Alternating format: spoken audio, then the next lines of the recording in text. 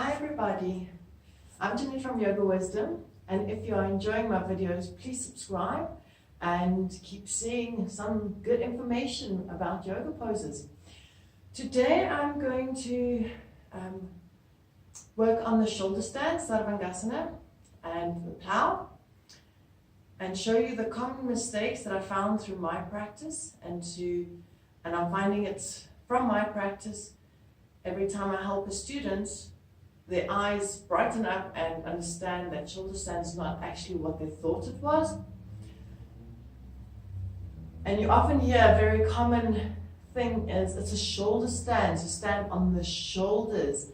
But even though we hear that sentence, we still don't really grasp that I'm not supposed to be standing on my neck. And they say not on the cervical, C9 vertebra, on the cervical vertebra. And we still go and do that because we don't understand how not to. So I'm going to try and show you how not to. So it's the same, it's almost the reverse. If I'm doing a push-up position, I don't want to be sinking down because that's just going to put strain on my neck. So I'm going to hug up in the chest, hug, lift the belly, relax the rib cage, open the upper back, lift and stretch out. So if I put my hands down like that, releasing the neck, and I keep the rhomboids working, I've got a very openness in the back. Okay, and it's that you actually do your shoulder stand on. Okay, second thing. So when we start to get more advanced and we play with the shoulder stand with all variations, we also, if we are sinking, we can't find the balance on the shoulders. Then we find the balance on the neck. So when we want the length out, so we've got the roundness of the back and then we've got the lift of the side. But with the lift of the side, you're getting a lift here and the ribs relax and you're hugging into the tummy coming back.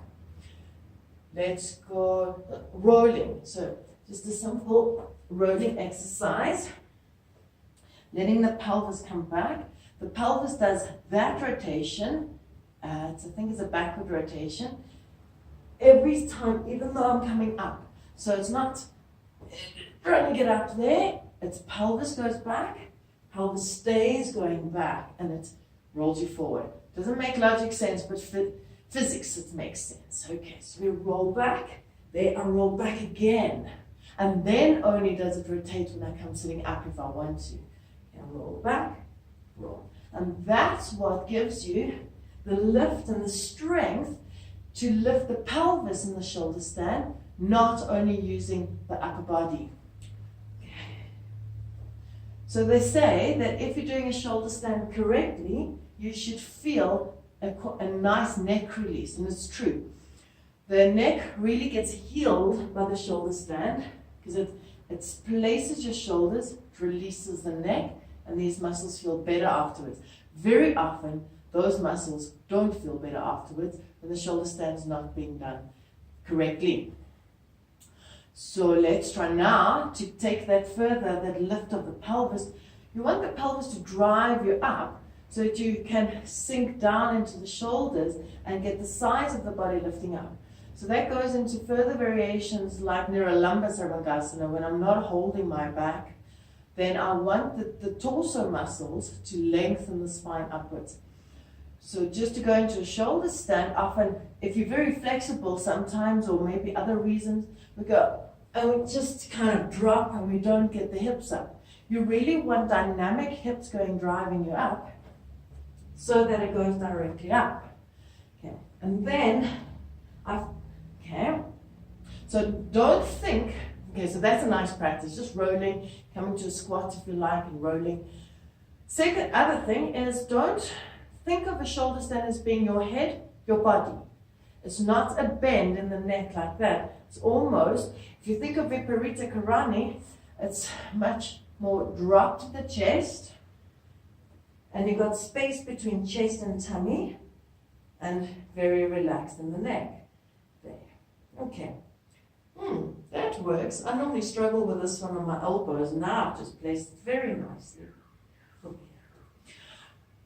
So when we go into it, don't tense and try and get, especially if you're very flexible in the neck. Some necks can do that. Try and do that. So there's an openness. I often find myself, if I just lift the chin, I've got it. So I'm tightening and I'm going over, and then my chest naturally starts to drop down, and then my shoulders. So it's not about not having the shoulders open. The first step, chest back. Second step, shoulders open. But now it's a very different shoulder open to that. And that's often where lots of teachers do it, and you stretch and you bring the shoulders underneath you, and then your neck is doing this. No, okay, relax the shoulders. Open the chest, neck lengthen, and let's take it into the hare pose. If you know this pose. Also, if you think of squeezing like that to get the stretch in your back, you don't. You actually get a stretch in your back by relaxing the front and opening the back.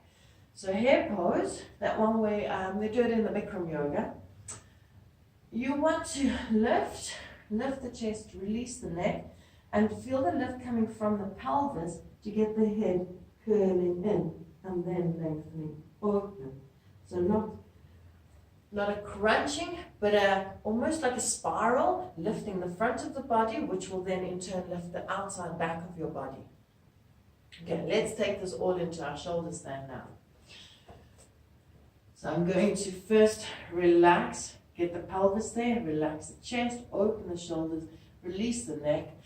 So really relax, roll. Maybe you take halasana first, so your shoulder blades are quite relaxed on the floor now. Don't even worry about getting them tighter in. If I want to, what I suggest is stretch.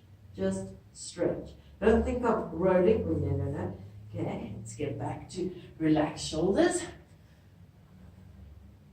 And then stretch and stretch. So now my arms are coming flat on my back. I'm going to hug my tummy in and find the bum muscles and thigh muscles, glute muscles here, to help me to lift from the belly, help to lift from the legs. Then, if I want to go taller, it's not about going, okay, got my chin out of the way. It's about lifting up in the tummy. You saw that nice, like Silavasana, Silavasana, your back bend, squeeze and lengthen.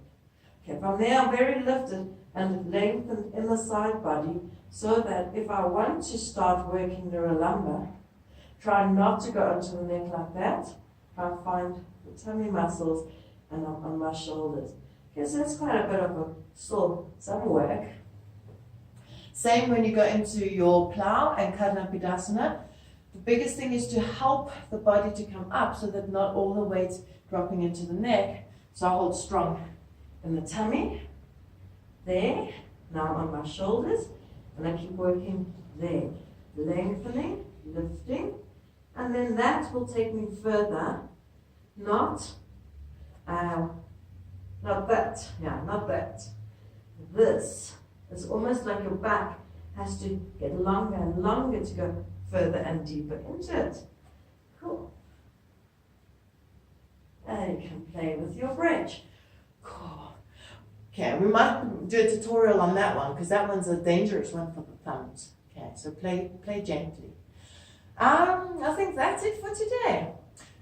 Thank you for watching. Namaste. May peace be. May love flow. Namaste.